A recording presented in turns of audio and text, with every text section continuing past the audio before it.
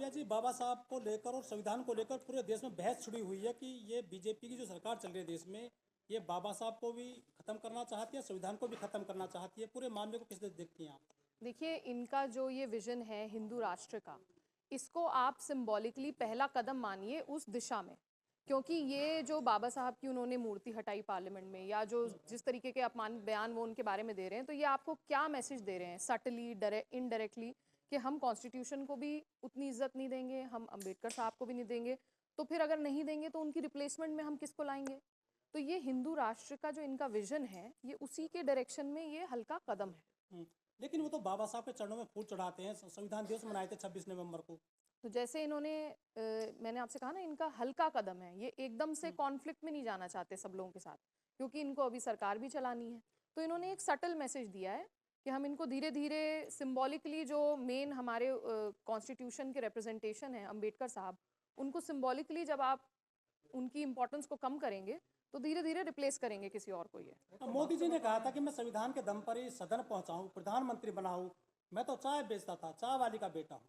तो वो तो काफी मानते हैं और जानते हैं बाबा साहब को।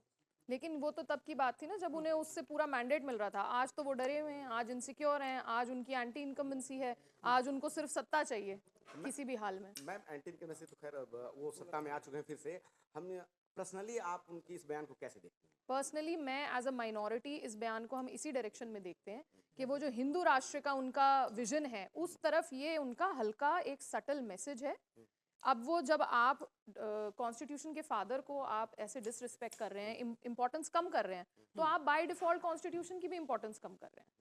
तो ये उनका एक सटल स्टेप है उस दिशा में। तो कहते हैं मैं अनुयायी हूँ, बाबा साहब के रास्ते पे चलता हूँ, मैं ऐसा कैसे कर सकता हूँ? कहते तो बहुत कुछ है, बहुत सारे बयान अपने बदल लेते हैं, और जिस तरीके की हवा है उस हिसाब से वो बदल लेते हैं। उन्होंने 2024 में उस हिसाब से बदला है, अब 29 तक देखिए क्या करते हैं। वो सदन में कह रहे हैं कि स्वर्ग की बात कर रहे हैं, स्वर्ग नरक की बात कर रहे हैं। ये चीजें हैं क्या आपकी नजर में? जैसे मैंने कहा, इनका जो अंडरनीथ है वो यही है, हिंदू राष्ट्र। और मेरा सवाल उनसे बहुत क्लियर है कि आप हिंदू राष्ट्र बनाना चाहते हैं, आप बनाइए, कोई प्रॉब्लम नहीं है। आप पहले ये गाइडलाइन स्पेसिफाई करिए कि हिंदू राष्ट्र का मतलब क्या है। कुछ लोग कह रहे हैं कि ये होम मिनिस्टर की भाषा नहीं हो सकती, ये सड़क छाप भाषा बोली उन्होंने सदन में।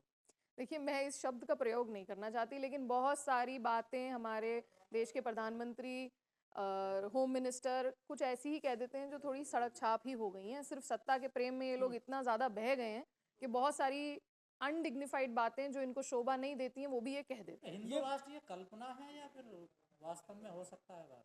देखिए, ये तो वही बता सकते हैं। और जैसे मैंने कहा कि अगर इनकी ये कल्पना भी है तो ये स्पेसिफाई तो करें। इनको खुद नहीं मालूम कि हिंदू राष्ट्र का मतलब क्या है। What do they mean by that? Do they mean they're going to replace the constitution, which they said in the लोक सभा चुनाव in 2024? उसके जगह वो किस चीज को लेके आएंगे? रिप्लेसमेंट क्या है? बाबा साहब को लेकर इन्होंने ये पूरा दिया है, पूरा बयान। ये बाबा साहब को जानते नहीं है, मानते नहीं है, या फिर जानबूझ के दिया है इन्होंने? जानबूझ के दिया है, ऑफ कोर्स। और अंदर से जो उनका डिसरिस्पेक्ट है या जो इम्पोर्टेंस वो नहीं समझते। देखिए, आज सुप्रीम कोर्ट से भी जो हमें मस्जिदों के फेवर में वर्डिक्ट आया, वो किस लिए आया? कॉन्स्टिट्यूशन की वजह से आया। संभल में जो कुछ भी हुआ उसके बाद supreme court held our cells, उन्होंने हमें प्रोटेक्ट किया। तो ये सब कुछ तो हमें कॉन्स्टिट्यूशन की वजह से राइट्स मिल रहे हैं ना। चिराग पासवान है, जीतन राम मांझी हैं, वो उस तरफ खड़े हैं। इस तरफ जैसा अभी सर बता भी रहे थे कि ये बुद्धिजीवियों की है, संविधान को मानने वाले इधर हैं और मनुस्मृति को मानने वाले उधर हैं।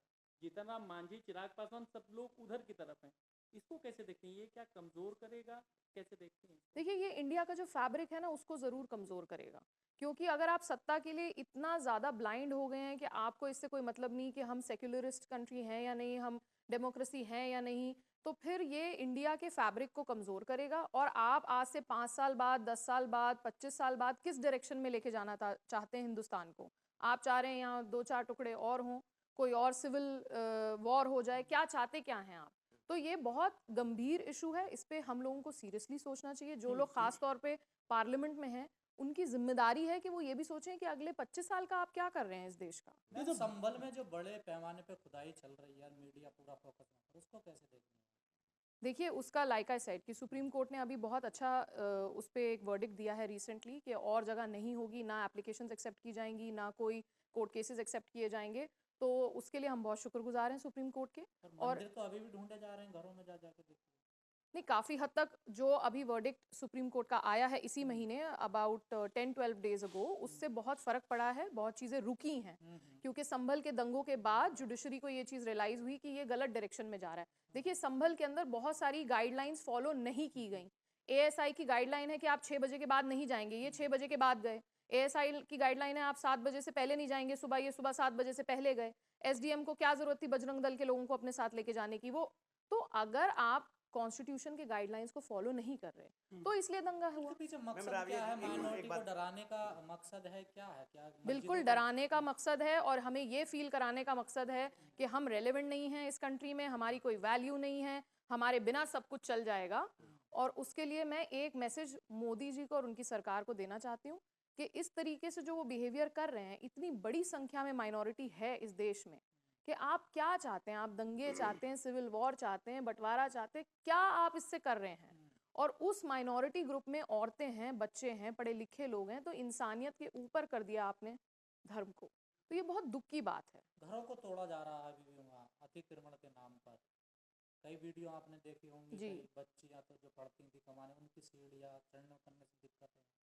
तो कैसा ऐसा क्रिएट क्यों किया जा रहा है संभल में माहौल? ये देखिए, ये जो हिंदू मुसलमान है ना, ये लोग सत्ता की वजह से सिर्फ कर रहे हैं। बहुत सारे, मैं बहुत ग्रेटफुल हूँ इस बात की कि बहुत सारे पंडित और आचार्य ऐसे हैं जो हमारे हक में खड़े हुए हैं, जिन्होंने ये बोला है कि ये सरकार गलत कर रही है, हम नहीं चाहते हैं ये करो, क्योंकि बहुत सारे मंदिर भी इन्होंने तोड़े हैं। और कुछ पंडित तो हिंदू राष्ट्र बनाने की बात कर रहे कुछ हैं, मुसलमानों को पाकिस्तान बिल्कुल भेजने की बात कर रहे हैं। बिल्कुल कुछ पंडित हैं, और लेकिन कुछ पंडित जो अच्छे हिंदू हैं इस देश के, वो इस बात को समझते हैं कि सेक्युलर देश है ये, यहाँ पे हमें डेवलपमेंट की बात करनी चाहिए, आगे बढ़ने की बात करनी चाहिए। डेफिनेटली हिंदू मेजॉरिटी में है, तो आप उनके हक की भी बात करिए। एक जज हैं, उन्होंने भी ये कहा कि जो बहुसंख्यक हैं उनके हिसाब से देश चलना चाहिए। देखिए, मैं इस बात को समझती हूँ कि अगर मेजॉरिटी में कोई कम्युनिटी यहाँ है, तो उनको उनकी आवाज़ शायद माइनॉरिटी से ज़्यादा मिले, उनको 2-4 सीटें ज़्यादा मिले, उनको रिप्रेजेंटेशन ज़्यादा दीजिए। लेकिन वो इस कॉस्ट पे होना ज़रूरी नहीं है कि आप माइनॉरिटी को ये फील कराएं कि आपकी तो कोई वैल्यू है ही नहीं। तो वो तो ऑब्वियस सी बात है कि जो मेजॉरिटी है उसको हक थोड़ा ज़्यादा मिलेगा, उसको जगह शायद थोड़ी ज़्यादा मिलेगी, उतना तो हम लोग भी समझते हैं। पत्थर का बार बार सवाल उठता कि पत्थरबाजी हो जाती है मुस्लिम एरियो में। जनाब, ऐसा है, पत्थरबाजी हो जाती है। जैसे मैं संभल का एग्जाम्पल दूं, आप 6 बजे के बाद गए, उन्होंने कोऑपरेट किया। आप मस्जिद के अंदर गए, उन्होंने कोऑपरेट किया। आप बजरंग दल के लोगों को ले जाके वहां जय श्री राम के नारे मस्जिद के अंदर क्यों लगवा रहे हैं, बताइए। राबिया जी, ये बताइए, जो मोदी सरकार है, योगी सरकार है, जो प्रदेशों में सरकार चल रही है भाजपा की, वो मंदिर मस्जिद की बात करती है, मस्जिद के नीचे मंदिर निकालती है। पिछले कई महीने से पूरा अभियान चल रहा है, कटेंगे बटेंगे और हिंदू मुस्लिम का पूरा विवाद चल रहा है। इस पूरी लड़ाई में निशाने बने हैं बाबा साहब और संविधान। जी। क्या ये लोगों को गुमराह किया जाता है हिंदू मुस्लिम के नाम पर? असली निशाना दलित है देश का। ये टारगेट सेम है ना, हिंदू राष्ट्र बनाने के लिए एक टारगेट ये है, मुसलमानों को, माइनॉरिटीज को आप ये फील कराएं कि आपकी कोई जगह नहीं है। दूसरा टारगेट ये है कि कॉन्स्टिट्यूशन को कमजोर करें, क्योंकि कॉन्स्टिट्यूशन तो हमें हक दे रहा है, कॉन्स्टिट्यूशन हमें इज्जत दे रहा है, तो वो दोनों चीजें साथ में उनकी चल रही हैं। और रहा सवाल नीचे से मंदिरों का निकलने का, बाबरी मस्जिद के जमाने से आज तक बाबरी मस्जिद के नीचे भी बौद्धिस्ट मंदिर निकला था, हिंदू मंदिर नहीं था, ये ऑन रिकॉर्ड बात है। तो अब आप किस किस के अगेंस्ट, आप बौद्धिज्म के भी अगेंस्ट हैं, आप मुसलमानों के भी अगेंस्ट हैं, आप सरदारों के, आप किस किस के अगेंस्ट हैं? मैम, लेकिन उन्होंने बाबा दूसरे दिन साहब का कहा मुद्दा, कि जब बाबा हमने साहब कोई का- बयान नहीं दिया है, ये सब तोड़ मोड़ कर पेश किया जा रहा है। दूसरे दिन का उनका बयान है, तो कह रहे हैं कि हमने तो कुछ ऐसा कहा नहीं है और सपने भी नहीं सोच सकते हैं। तो वो बयान पे आप क्या कहेंगे? नहीं, ये वाली जो लाइन उन्होंने कही है कि अम्बेडकर फैशन हो गया, ये तो रिकॉर्डेड है पार्लियामेंट की, everywhere it's available on YouTube and उनके आर्काइव्स में। भावनाओं में कह गए, मैं लोग अरे तो भावनाओं में आप इतनी बड़ी जिम्मेदारी की पोस्ट पे बैठ के नहीं कह सकते ना ऐसी गैर जिम्मेदारी की बात, और आप कहें कि जी भावनाओं में हम कह गए। ठीक है। राबिया जी, संविधान और मनुस्मृति को लेकर लड़ाई चल रही है, कांग्रेस के नेता भी बार बार मामला उठा रहे हैं। इसी बीच में एक नेता ने मामला उठा दिया कि शरीयत पे बात क्यों नहीं करते हैं। शरीयत और मनुस्मृति में आप किसको ज़्यादा खतरनाक समझते हैं महिलाओं के लिए? देखिए, महिलाओं के लिए तो इस वक्त ऐसा है, 2026 में जो 33% का हमारा रिजर्वेशन आना है, वो आना बहुत ज़रूरी है। अदरवाइज हम लोगों को तो किसी भी तरफ से कोई रिलीफ है नहीं। आप कहीं पे भी रिप्रेजेंटेशन देखें तो ज़्यादातर मेल रिप्रेजेंटेशन है, पॉलिटिक्स में खास एक तौर पे। आखिरी सवाल में, बाबा साहब का मामला आया तो पूरा विपक्ष बोल रहा, हर कोई बोला, लेकिन जब मुसलमानों पर अत्याचार होता है, उनको गोलियां मारी जाती हैं या उनकी मस्जिदें गिराई जाती हैं, तो कोई नहीं बोलता, सब किनारे कर जाता विपक्ष भी। तो ऐसा क्यों है? ये बहुत दुख की बात है, और मैं आपकी इस बात से सहमत हूँ कि हमें हमारे हिंदू भाइयों से, हमारे गैर मुसलमान भाइयों से ज़्यादा आवाज़ मिलनी चाहिए। हम भी इस देश का बहुत अहम हिस्सा हैं और हम आपके साथ हैं। हमने हमेशा कोऑपरेट किया है, तो आप लोग भी हमारा साथ दीजिए। इसलिए नहीं क्योंकि हमारे साथ गलत हो रहा है और हम विक्टिम्स हैं, बल्कि इसलिए क्योंकि हम भी इस देश को बनाने में उतने ही भागीदार रहे हैं। हम लोग भी अपनी एजुकेशन से, पैसे से, मेहनत से, जॉब करके, बिजनेस करके इस देश को आगे बढ़ाने के विजन में पार्ट विपक्ष भी हैं। मुद्दा नहीं उठाता मुसलमानों का, क्या राजनीति, वोट बैंक की राजनीति करता है क्या विपक्ष? देखिए, कई बार ऐसा हो जाता है कि उस टॉपिक को उतना इम्पोर्टेंस नहीं दी जा रही है और मैं चाहूँगी कि उसको दी जाए। Thank you.